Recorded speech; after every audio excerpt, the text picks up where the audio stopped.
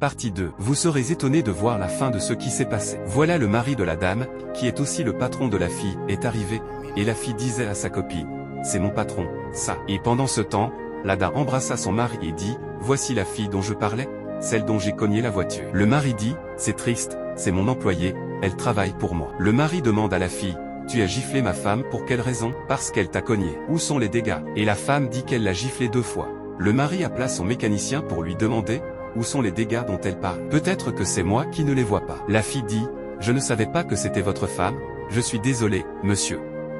Et le patron dit, si c'était une autre personne, tu l'aurais giflé aussi? Attends, tu es consciente de ton acte. C'est comme ça qu'on doit se comporter dans la vie. Tu n'as aucun humanisme en toi. Le mari récupère les clés de la voiture de sa femme et celles du travail chez la fille, et dit, c'est vraiment triste. Pendant toute la scène, la copine de la fille essayait de les calmer et de s'excuser aussi, mais rien ne changeait. Le mari dit qu'elle avait vraiment dépassé les limites cette fois-ci, puis il dit, tu es viré, va chercher ailleurs. Il remit une clé au mécanicien pour qu'il ramène la voiture à la maison, et y emporta l'autre avec sa femme. La fille continuait de s'excuser, mais en vain, et ils sont partis. La copine de la fille dit à cette dernière, « J'espère que tu es satisfaite.